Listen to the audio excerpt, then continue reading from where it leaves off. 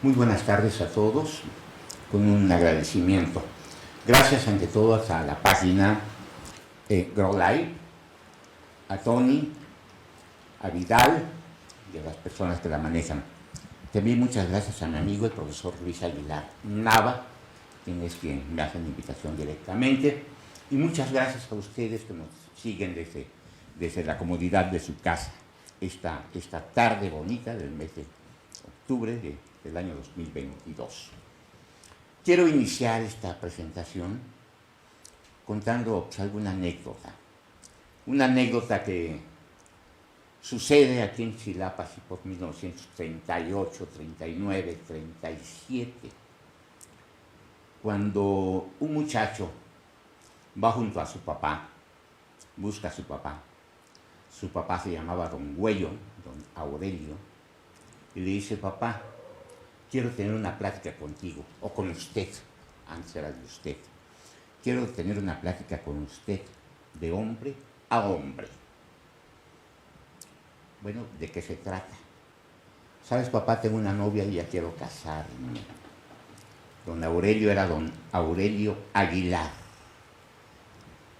Dice: muy bien, hijito, pero en aquellos años había un dicho en Chilapa que era muy drástico. ¿Sabes qué, hijito? Primero el maíz, después que yo tengo. Don Güello se dedicaba a hacer cosas de lámina, barrodo, con las que te dicen que secundaria, Panatoyac. Se va por Panatoyac como madera, no había absolutamente nada. Llega a Popayillito, un pupitre, una mesita, un pizarrón, nada. En esas condiciones estoy una vez. La instrucción va con la enseñanza de una técnica o de una ciencia. La educación es mucho más amplia, va con una cultura, con un sistema de valores. Y ahí está a doña Elvira Visa, en la calle 6 Sur, sabe que su función en la vida es dedicarse a educar. Bien, pasaron algunas cosas. Una señorita perdió a su novio, que no se casaron. La población en general gana a un poeta, excelentes poemas, y los niños ganan a un educador. Lo conocemos a ese joven con el nombre de Luis Aguilar Sánchez, que es el papá de Luis.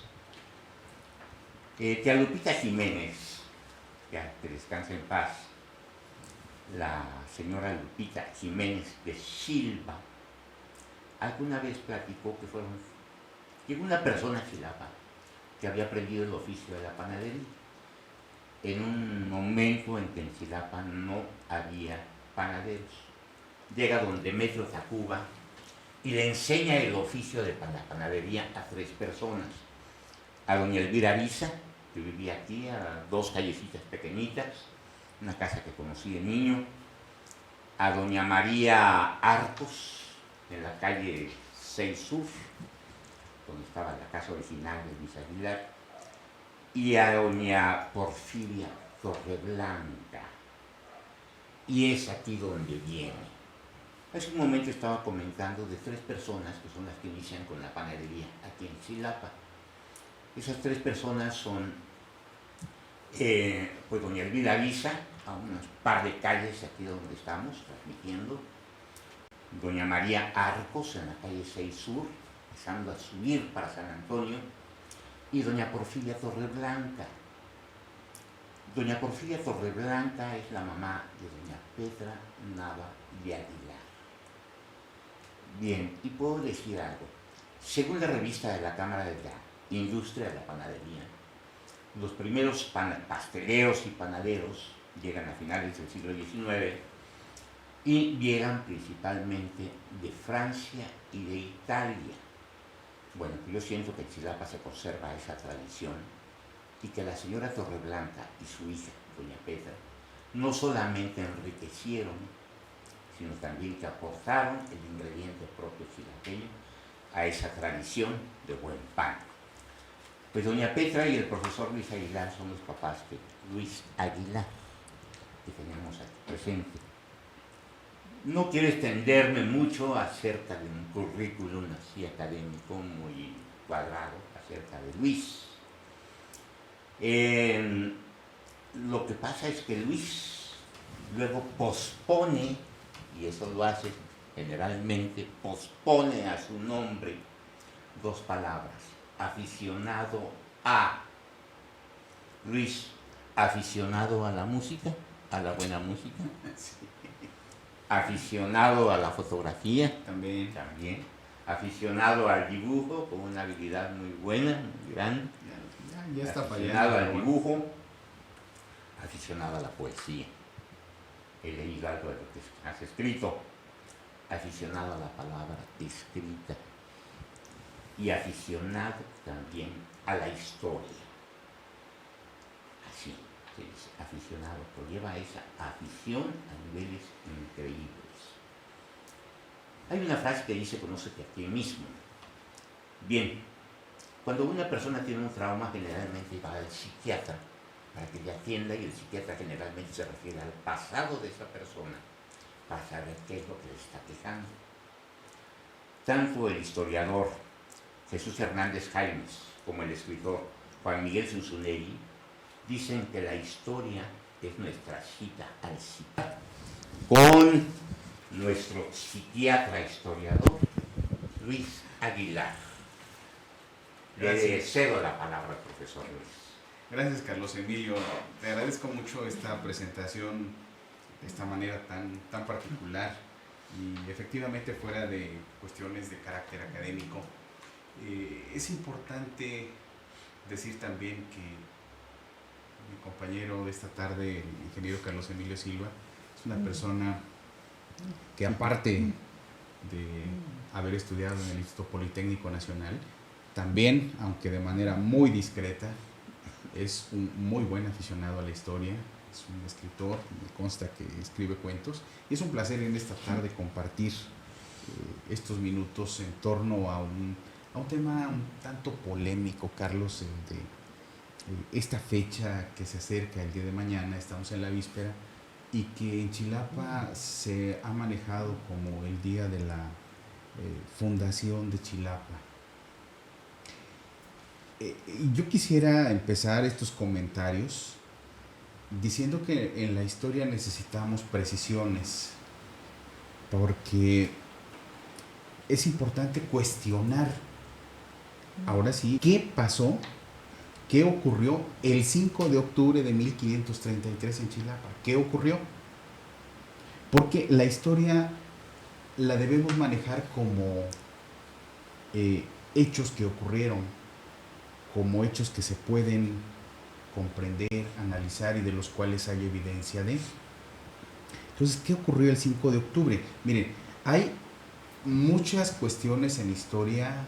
Las cuestiones en historia son precisas, y, por ejemplo, hablando de nuestro Chilapa, es muy claro que decimos que el 7 de mayo de 1854 el general Antonio López de Santana le concede a Chilapa el título de ciudad a través de un decreto.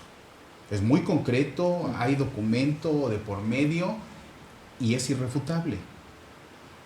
Lo mismo que el 11 de noviembre de 1864 se libra aquí en Chilapa una batalla, y en la cual las tropas republicanas rompen el sitio que tuvo la población de Chilapa por el general Juan Vicario. Entonces, muy concreto, ¿qué pasó? Aquí voy a dar enseguida un ejemplo de un periodo, y no voy a decir el día ni el mes, pero es algo también concreto y que se puede entender, comprender.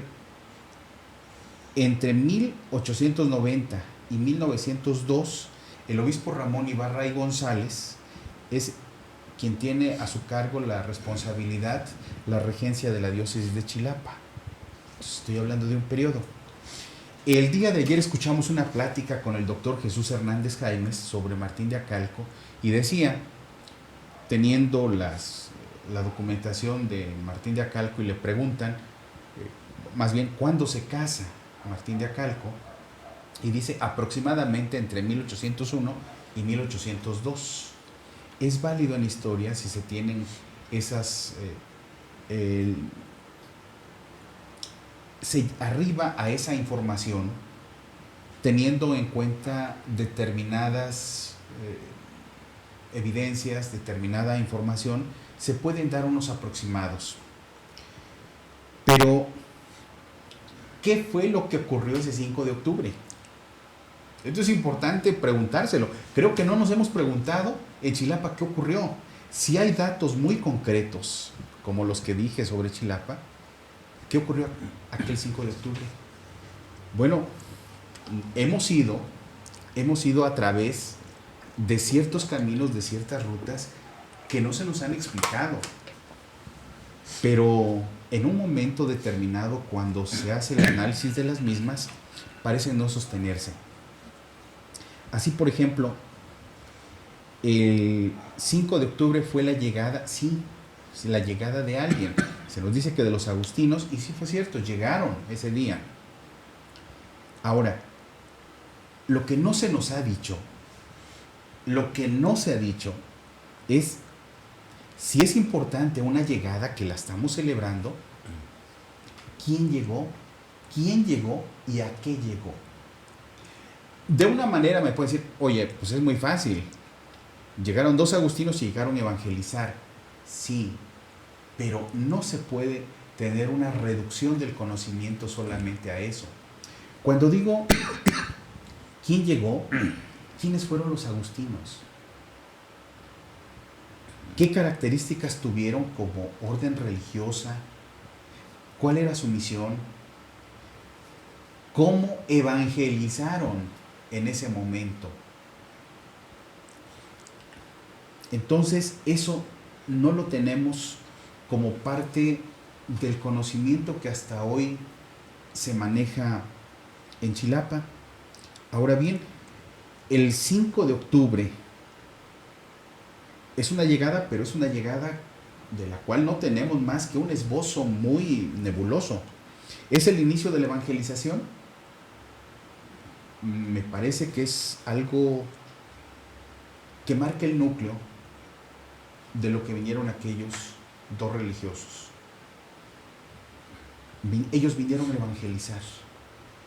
Entonces, ese día podemos decir que fue el inicio de una evangelización y efectivamente de una llegada. Pero de esa llegada no sabemos quiénes eran. Pudo haber llegado cualquier gente, pero ellos 2 eran especiales. Y el otro término que se está manejando, que está como parte del juego del análisis, es si llegaron a fundar.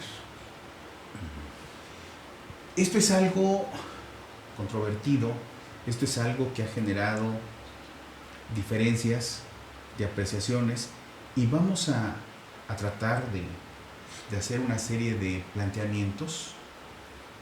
Su servidor, ahí sí me lo atribuyo, desde hace aproximadamente unos 20 años, si no es que hasta un poquito más, ha cuestionado que se tome como el día de la fundación de Chilapa.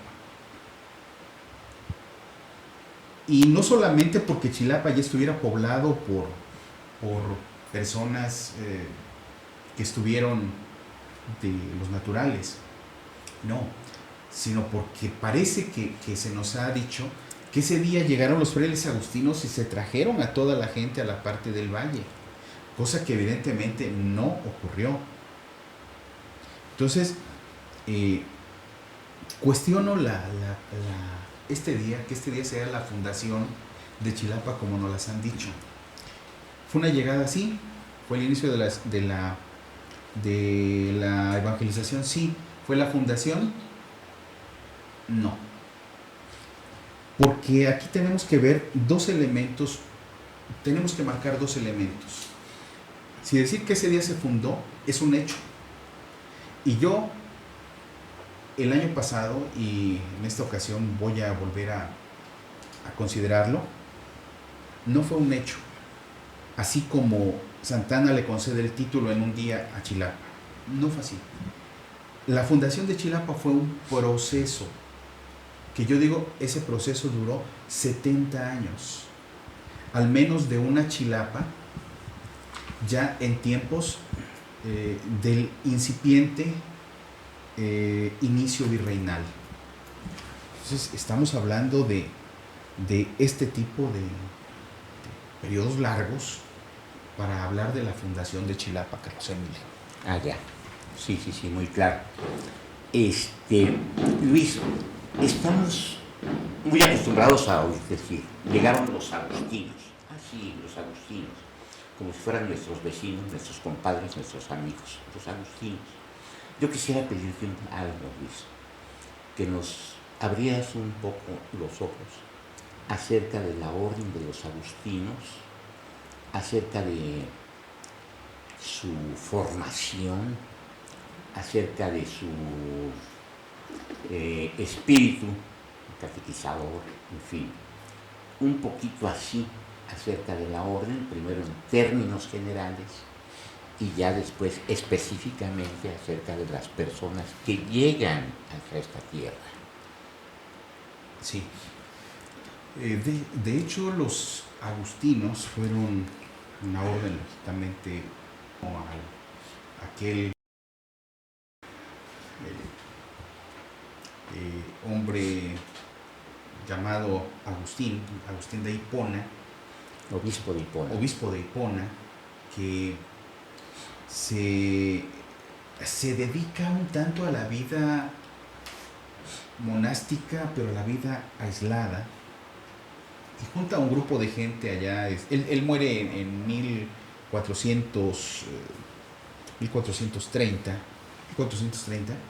y funda una especie de personas con vida ascética que desde 1430, que muere Agustín de Hipona, hasta entrado el siglo XIII, 1244, había estos grupos que vivían de manera aislada, pero el Papa en ese año los reúne a todos esos grupos y funda la orden de San Agustín, la orden agustiniana, contando con las bases, con las normas de vida religiosa que dejó Agustín de Hipona desde cuando vivía. Entonces, y me parece interesante decir que ellos tenían algunas reglas, ¿no? Pero para compartir, había una regla que decía, y por eso aparece un corazón: viven juntos en concordia, teniendo un solo corazón y una sola alma hacia Dios. Pues tenían esa vida ascética, entonces vivían en comunidad, y eso lo transmitieron, lo siguieron a través de los siglos, y lo siguen manteniendo como parte de las reglas de la orden agustina hasta estos días, donde la presencia agustina está en los 5 continentes. Ahora, ¿quiénes llegaron y qué estudios tuvieron? Los agustinos que nos llegan a Chilapa aquel 5 de octubre fue Fray Agustín de Coruña, que por cierto, ahí también me voy a atribuir algo nimio, pero también he insistido que no le digamos Fray Agustín de La Coruña, sino Agustín de Coruña. Decirle Fray Agustín de La Coruña es hacerlo originario del puerto de La Coruña, España. Y decirle Fray Agustín de Coruña, que es el lugar donde nació, es hacerlo, identificarlo con el lugar que está en la diócesis de Osma. Entonces son 2 lugares diferentes, y el nombre correcto es Fray Agustín de Coruña por el lugar en que nació. Fray Agustín de Coruña fue un jovencito que estuvo en Salamanca. Universidad. Sí, estuvo con estudios universitarios, pero también con los estudios religiosos dentro del convento de Salamanca. La obra del padre Sicardo sobre los religiosos agustinos de Salamanca es muy importante. Ahí viene parte de la biografía de Fray Agustín, que nos llegó aquí a Chilapa, un jovencito, de los 2 que nos llegaron, de Jerónimo de San Esteban y Fray Agustín de Coruña, y él fue versado en teología. Y nos dice la crónica de Grijalva que tuvo mucha habilidad para aprender el náhuatl, tanto así que se comunicó en poco tiempo con los naturales. Quiero decirles algo aquí que también eso está en Grijalva y lo hemos manejado de una manera así como que a los 2-3 meses él ya se comunicaba como nos estamos comunicando ustedes y su servidor en este momento, que nos comprendíamos perfectamente. No es tan fácil, no es tan fácil entenderlo así. No es lo mismo pensar en lengua náhuatl que pensar en ese momento en la lengua castellana. Y hasta la fecha. Son dos maneras diferentes. Entonces había problemas de comunicación. Aun cuando Grijalva nos dice que había muchos avances en la comunicación que hubo entre Fray Agustín de Coruña y los naturales, Antonio Rubial García habla de los problemas de comunicación que hubo para la evangelización por la diferencia de idiomas, y no nada más por la diferencia de idiomas, la diferencia de la concepción de lo que se iba a transmitir de una religión nueva. ¿Cómo es posible que un Dios tuviera 3 personas? Eso complicado desde el punto de vista de pensamiento y complicadísimo desde el punto de vista de la explicación en un lenguaje diferente al castellano de los agustinos. Entonces, no hubo una comunicación tan fluida como la hemos pensado, como nos la han dicho, como el mismo Grijalva lo cita. Hubo problemas, y para eso los estudios del doctor Rubial García, que es un experto en cuestiones agustinianas. Fray Jerónimo de San Esteban fue el prior. Fray Agustín de Coruña llegó sujeto a Fray Jerónimo de San Esteban, quien también fue un hombre versado en teología. Entonces nos llegaron 2 teólogos, ciencia que en ese momento era y sigue siendo básica para los procesos de evangelización, y en ese momento mucho más, ¿no? Entonces nos llegó, y hay que acordarnos también de otro detalle, que ellos estuvieron en Salamanca, y Salamanca era el núcleo, el centro, el ombligo de la cultura en Europa. Entonces estos hombres estuvieron bebiéndose el conocimiento en la ciudad que tenía la hegemonía cultural en Europa. También eso hay que tenerlo presente, Carlos Emilio. Gracias. Mira Luis, qué bueno que haces énfasis en esas dificultades. Y yo también aquí tomé una pequeña nota. No es lo mismo, y en esto tenemos que acostumbrarnos, no es lo mismo el lenguaje, aún siendo el lenguaje español, en el año 2022 que en el año 1533. Yo estoy seguro que no me entenderían nada, pero además con personas que hablaban su lengua propia, una lengua compleja, quiero creer. Sí, pero además mucho de la liturgia en la religión católica, por no decir que toda en aquel momento, se daba en latín, que era el idioma, y sigue siendo el idioma oficial de la Iglesia Católica, en latín. Así es que los problemas de comunicación tuvieron que haber sido terribles. Pero Te comento aquí algo, Emilio, al respecto que esto que dices. Tuve la oportunidad, cuando estuvo buen amigo Maclovio Ariza como presidente municipal, en ese periodo me fue posible ir al primer Congreso de Religión y Sacralidad que se hizo en la Universidad Autónoma de Guerrero, y la doctora Ana Rita Valero de García Lascurain habló algo sobre Chilapa. Es más, con eso abrió su ponencia. Y ahorita que dijiste de latín, dijo que los agustinos enseñaban con el teatro, pero también con la música, y dentro de la cuestión del teatro iban cantando el Christus Factus es en latín. Entonces no lo hablaban Digo, no lo entendían tal vez, pero sí lo hablaban entre los indígenas. Entonces hubo allí una necesidad de comunicación, pues, de 3 lenguas, ¿no? Sí, por lo menos 3 lenguas, pero además con conceptos y con significados diferentes. Diferentes. Bien, pero hablamos de la fundación, llegaron, fundaron, nos evangelizaron y muy bien, pero yo quiero decir que era una sociedad completa, terriblemente diferente.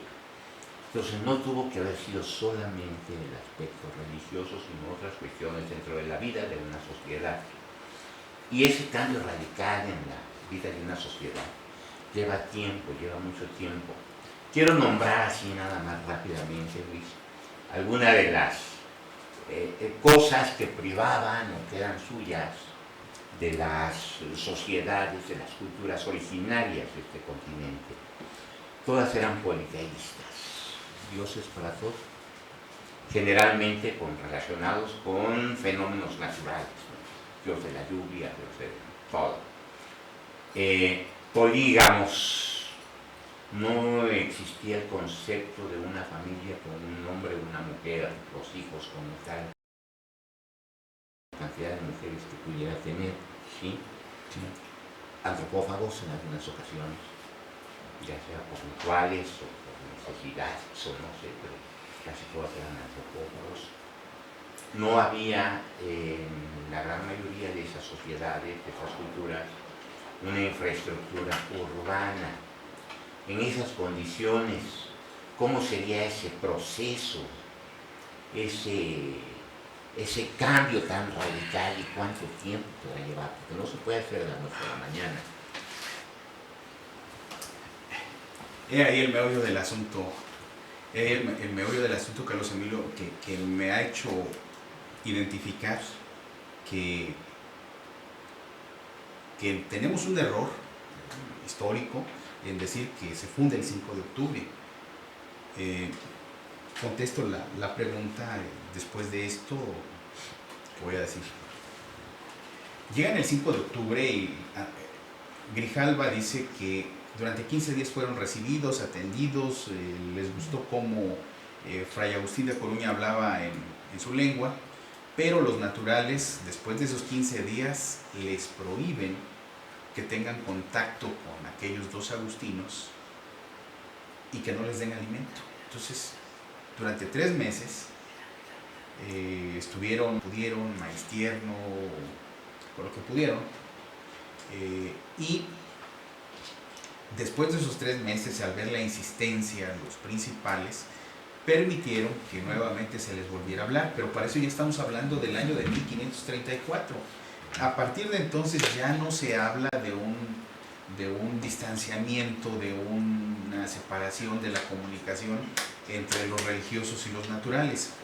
Entonces estamos hablando de 1534 y en las crónicas que hablan específicamente de Chilapa no se menciona en la crónica de Grijalva, en la crónica de Nicolás Navarrete, en la crónica de hasta del mismo Antonio de la Calancha, que se escribe en tierras sudamericanas y que habla sobre Chilapa, no basadas en un documento al parecer hoy perdido, que es la crónica de las provincias agustinianas de Chilapa y Tlapa, escrita por Fray Agustín de Coruña, que al parecer la tuvo Grijalva en algún momento en sus manos y de ahí tomó la crónica, lo más seguro. No se habla cómo fue ese proceso de los naturales del lugar donde ellos tenían como bueno al lugar donde los españoles consideraban que era el bueno, porque los naturales vivían en las laderas y las partes planas eran para la siembra, para el sustento. Esta parte plana que nosotros conocemos hoy día como la ciudad tuvo el nombre de Miahuistlahuacán y de Citlán. Citlán, lugar de liebres, Miahuistlahuacán, ahí está el nombre, cementera, es decir, un lugar sembrado donde ya hay elote con semilla. Entonces, esto era una cementera, lo que hoy lo conocemos como Chilapan. Entonces, no estaba acá. ¿Cómo fue que trajeron los agustinos? Peter Gerard es un experto en los estudios de estos traslados y él habla que fue un proceso doloroso. El hecho de que los religiosos hicieran que la gente, sus parcelas, sus terrenos, eran borrados para dárselos a otras personas para una propiedad más pequeña. Entonces esto originó cierto conflicto entre los naturales que poco a poco fueron accediendo. Hay algo vital que se puede manejar como un hilo conductor para entender que la población iba en aumento en ese Chilapa a partir del incipiente proceso de comunicación y de aglutinamiento de los naturales. La fuente que está en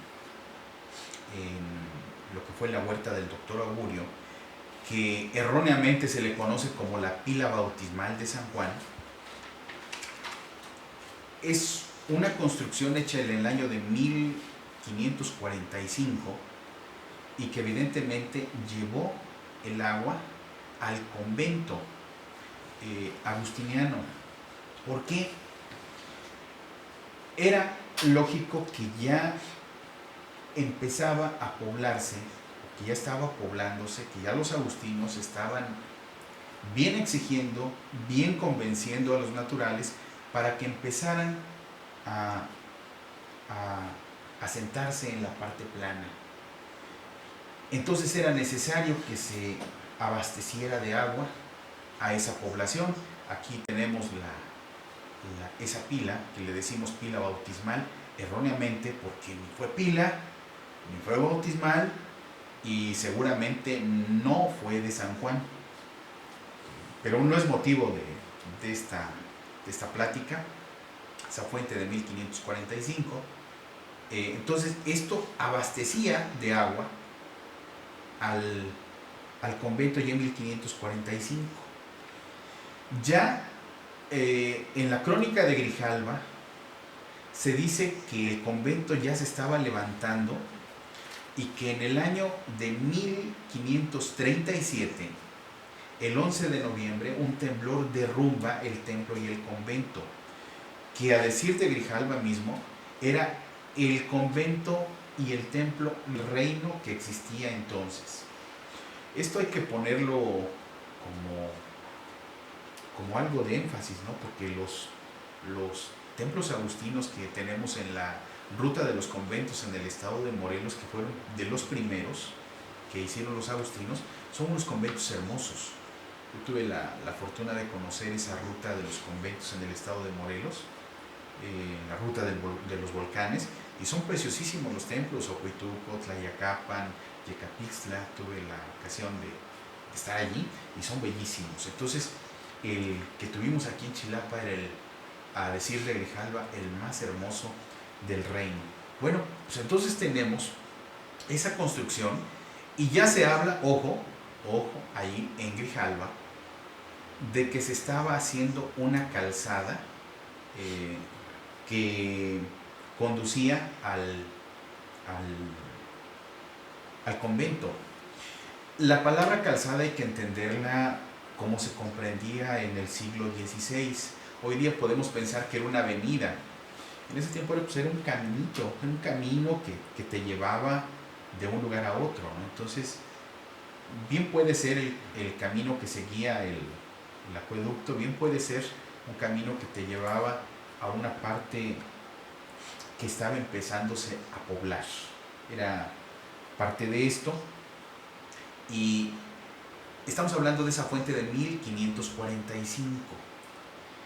Ya no tenemos mayor información, tenemos alguna relación de Fray Diego de Soria, de cuántas personas había en Chilapa, en la cabecera, pero también en las localidades que había alrededor, que eran varias, como las tenemos ahora, y que han perdurado muchas de ellas, ¿no?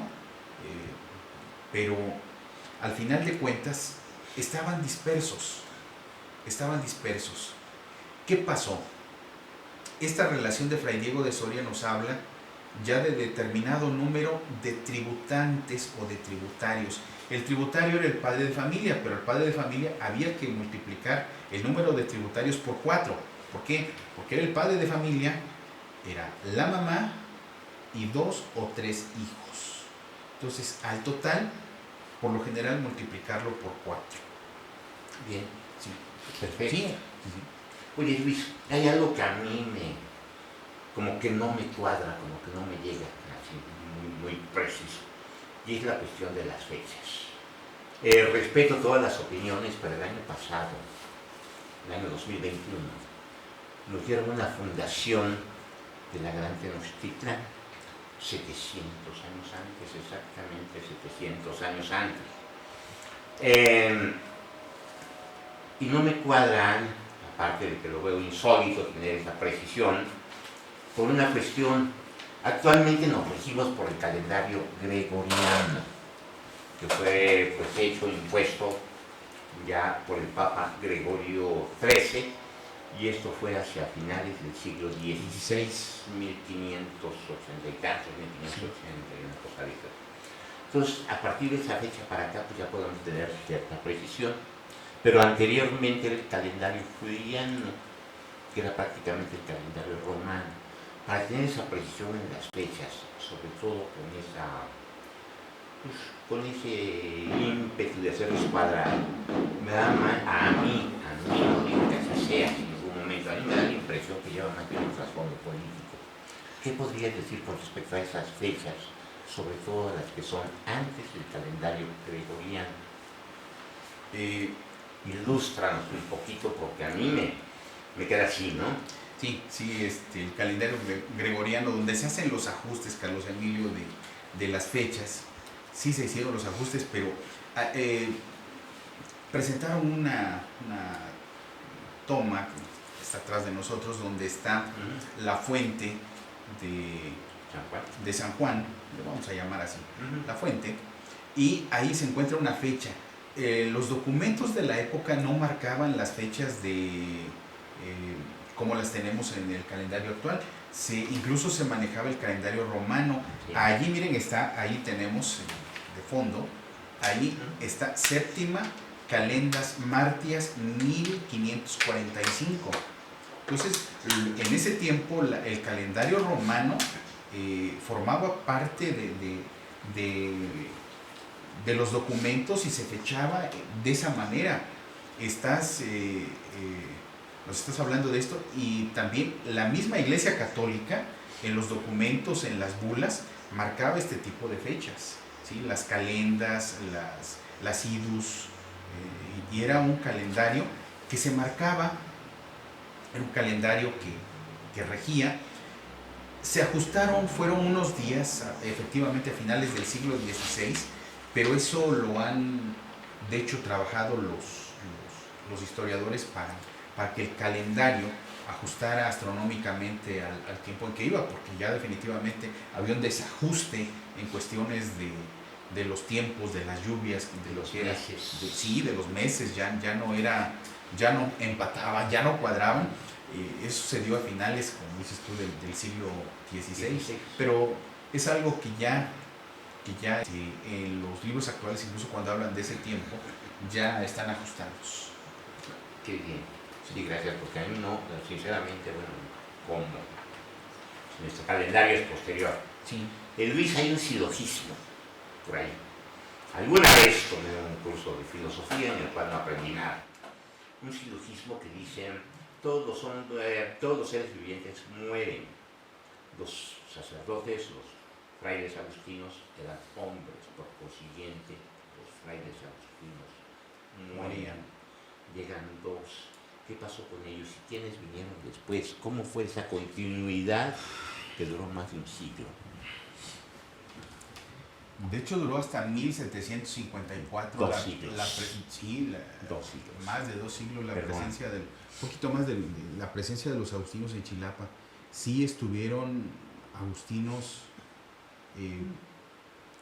relevantes.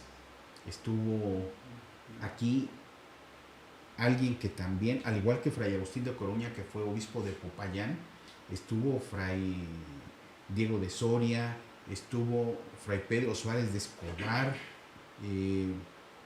que estuvo propuesto para ocupar el convento de Guadalajara. Estuvo alguien que también fue importantísimo y que ya viene su fecha de aniversario de muerte, de Fray Nicolás de Vite, un religioso que, si bien mucho se escucha hablar de que los agustinos que vinieron a someter, que este religioso fue tan apapachador de los naturales, que los naturales mismos le decían el noco, que pues significa el amigo, el compañero. Él está sepultado aquí en Chilapa, murió en octubre del año de 1560 y tantos, no tengo en este momento preciso el año, pero él murió aquí. Él fue pariente muy cercano del emperador, y se dice en las crónicas de su tiempo que él tenía en su poder documentos firmados por el rey, que él los llenaba, y esos documentos eran pidiendo beneficios para los naturales. Entonces era un personaje así como muy importante para los naturales, y perteneció a la realeza, europea, y está enterrado aquí en Chilapa. Es el primer extranjero sepultado, y fue alguien de la realeza europea este señor Fray Nicolás de Vite, que al tomar el hábito de los agustinos se llamó Nicolás de San Pablo. Muere siendo prior de Chilapa. Otro religioso agustino, por cierto, este Fray Nicolás de Vite tenía relación epistolar con Fray Bartolomé de las Casas.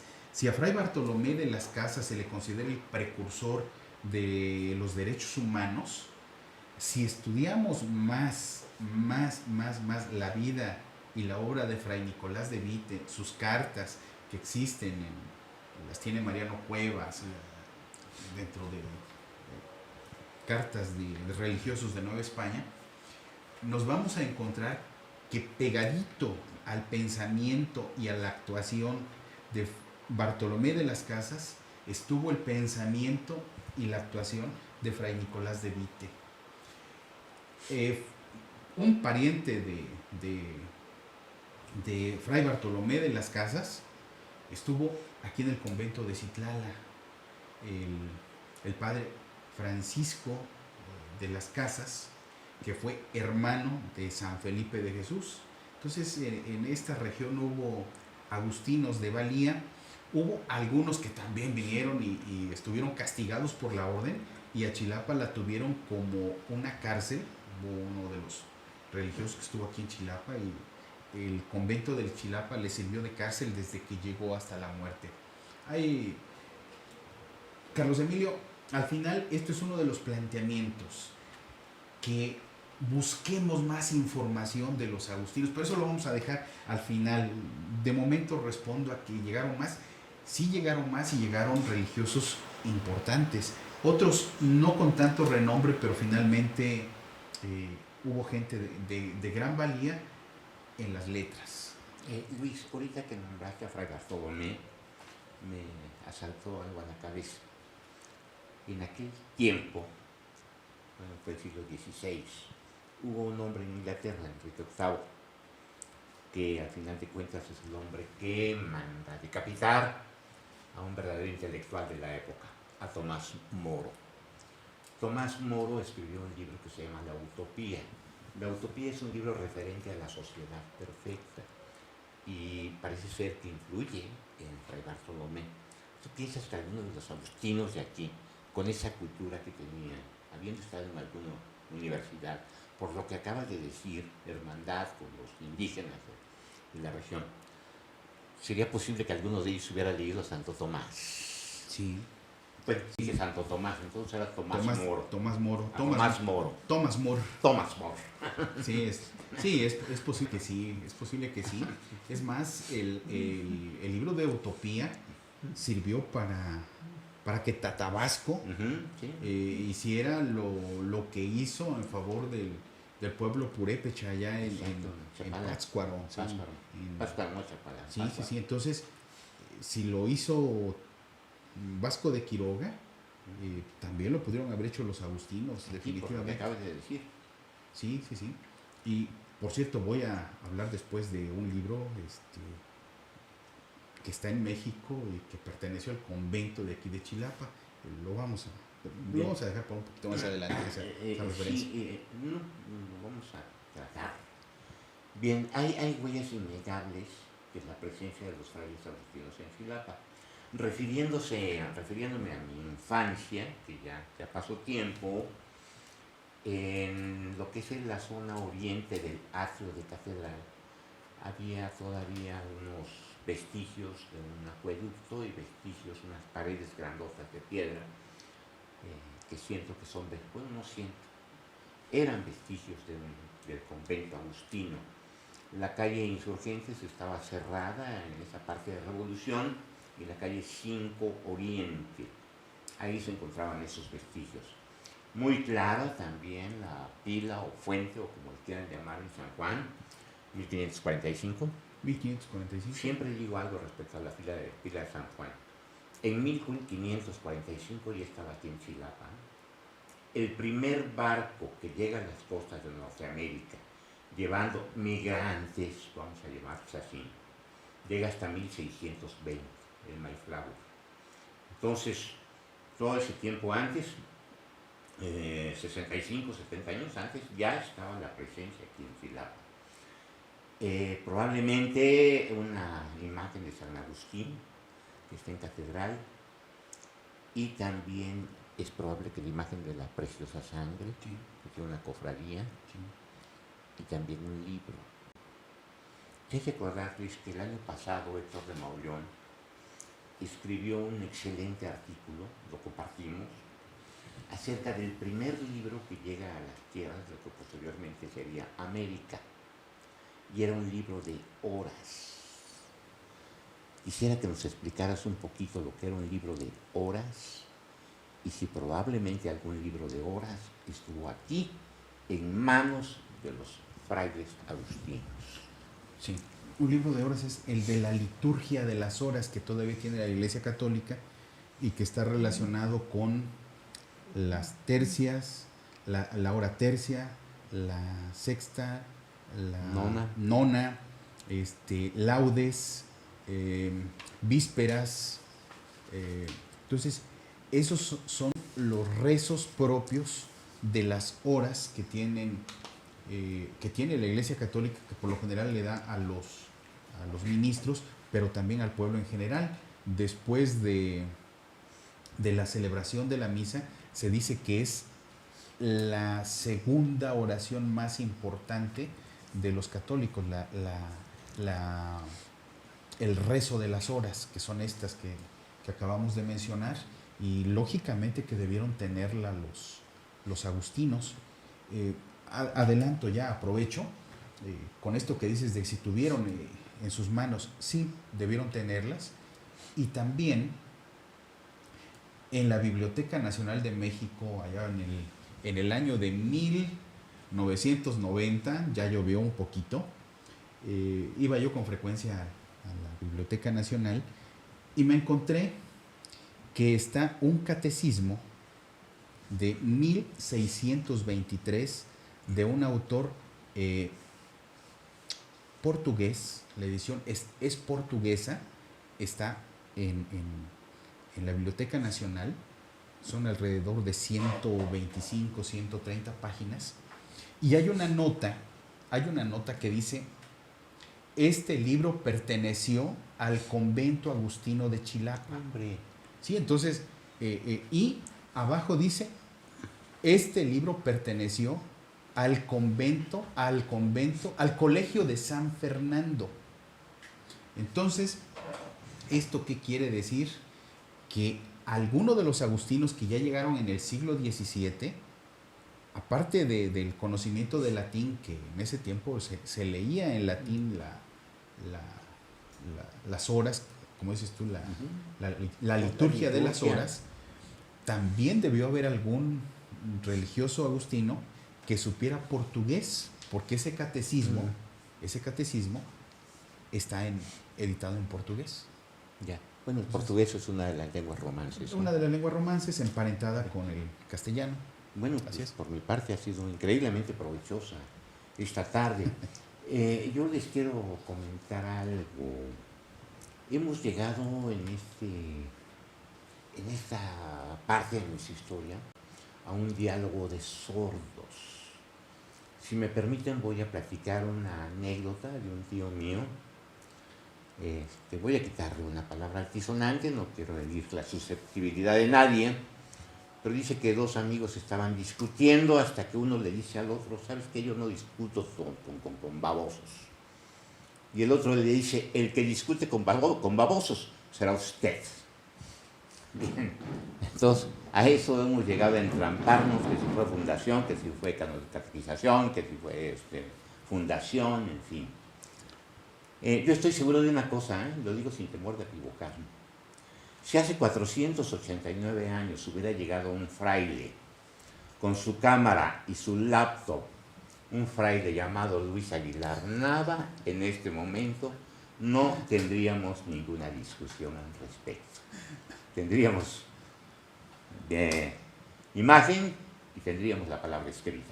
Por mi parte les agradezco muchísimo, muchas gracias. Gracias por aguantarme. Gracias, Carlos Emilio. Sí, también quisiera decirles, gracias, muy amable con este cierre, que en el año de 1603, esos pueblos que estaban alrededor de Chilapa, el virrey de Montes Claros le manda un documento, una orden a Sebastián de Armenteros de que congregue a los pueblos que estaban alrededor de la población de la cabecera de Chilapa y se concentren acá en mayo de 1603. Entonces, para mí el proceso es un proceso, el de la fundación de Chilapa, que va incipientemente de 1534, no 33, 34 a mayo de 1603.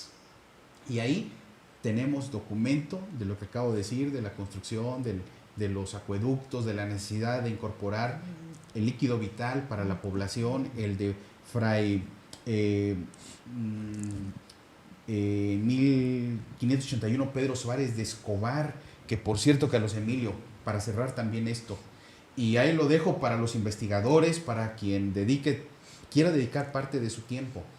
Ese acueducto, el más importante de la Nueva España, el que va de Otumba, en el estado de México, el más importante de 48 kilómetros que hizo el padre Tembleque, se dice, el padre Mariano Cuevas en uno de sus tomos dice que el acueducto de Fray Pedro Suárez de Escobar fue hecho por el padre Tembleque, el que hizo el acueducto más importante de Nueva España.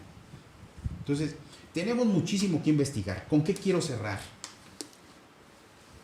A quien le interese esta información, a quien busque esta información, yo sí le pediría algo como parte de este cierre, de mi participación. Nos estamos desgastando en que si fue o no fue fundación. Yo les pediría que ya discutimos, hay razones, quien tenga oídos que oiga, quien quiera ver, que vea. Al final de cuentas, esto nos está desgastando. Esta discusión, si fue o no fue fundación, nos está empantanando en la investigación. Ya nos empantanó. Entonces, que cada quien tenga su posición, su postura al respecto de esto, muy respetable. Si queremos continuar con la que tenemos, muy respetable. Pero lo que me preocupa no es tanto el empantanamiento, que no debería ser, que no nos permite avanzar. Lo que me está preocupando es que esto nos está dividiendo. nos está dividiendo. Un acontecimiento, una cuestión tan importante para Chilapa, en lugar de aglutinarnos, nos está dividiendo. Entonces, dos cosas concretas. No nos empantanemos y que esto no nos divida.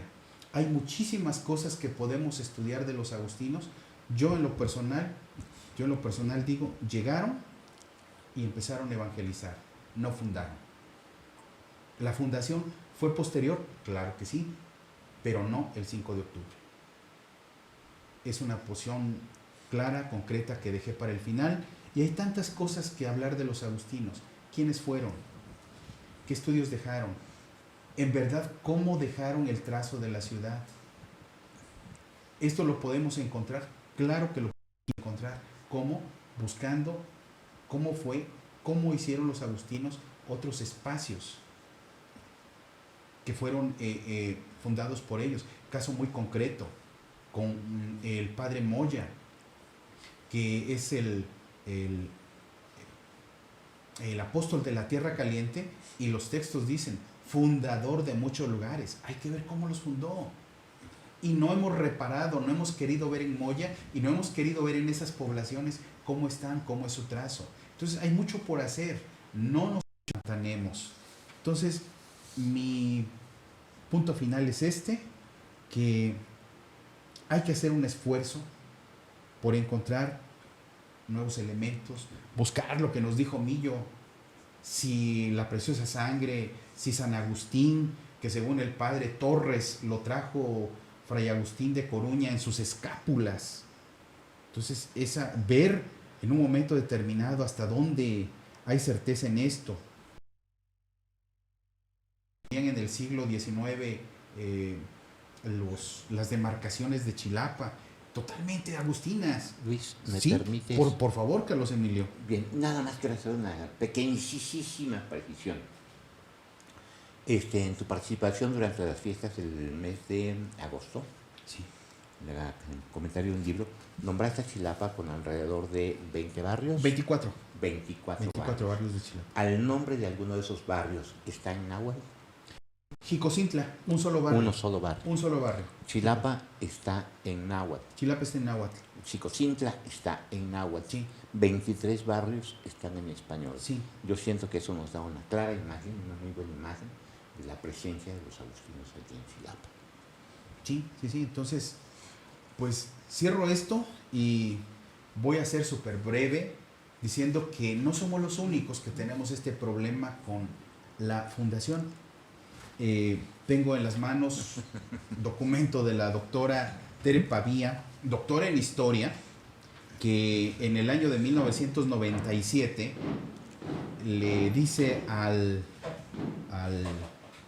gobernador que hay una polémica suscitada desde los años 1990 y 91 en Chilpancingo entre un grupo que intenta imponer como verdadera información de que Chilpancingo había sido fundado por cédula real y la Asociación de Historiadores del Estado de Guerrero, Asociación Civil, que mostraba otro proceso histórico para nuestra ciudad de Chilpancingo. Dice, a partir de entonces se han antepuesto a tales aseveraciones la frase según la tradición, lo que también carece de veracidad. ¿Algo parecido con Chilapa? Pues la verdad, sí, ¿verdad? Cuando no se sostiene a través de documentos y de evidencias la versión de alguien, decimos según la tradición. Es decir, cuando decimos según la tradición, es decir, no tenemos fundamento. Entonces, Chilapa pues presenta algo similar a lo que presenta Chilpancingo. Entonces es algo que maneja la doctora Tere Pavía, y no nada más un documento, son dos documentos, el último del 2009, donde le dice esta afirmación de que Chilpancingo se funda el 1 de noviembre de 1591. Esta afirmación de algunos cronistas y aficionados de la historia de Chilpancingo ya fue desmentida y evidenciada su ausencia de soporte documental histórico. ¿Algo similar con Chilapa? Bueno, cualquier coincidencia, cualquier ¿cómo dice el dicho, Carlos Emilio? Una mala coincidencia. Es Sea malintencionada. sí, por ahí, ¿no? Entonces, para que vean que esto es algo que está en otros lares, que no solamente somos los únicos que estamos padeciendo esto, y pues bueno, les agradezco infinitamente que hayan escuchado, hayan estado atentos a esta transmisión. Pues estamos atentos y agradecemos al buen Saúl Gante, que... A Saúl. Sí, a Saúl Gante, que tiene una participación donde nos felicita, te agradecemos mucho. Felicitan también a Tony. Buena la información compartida. La maestra Liliana Pineda nos está viendo desde Zihuatanejo. Muchas gracias. El profesor Ángel Zapoteco, agradecido por el comentario que hace a sus servidores aquí. Les agradecemos infinitamente este espacio. Y Tony, te agradecemos infinitamente que nos hayas recibido y lógicamente gracias a ustedes que nos recibieron en esta tarde. Muchísimas gracias. Muchas gracias a si todos. el creador nos permite, otra vez estaremos en comunicación con ustedes. Feliz tarde. Gracias, Carlos. Gracias, al contrario, gracias, Luis.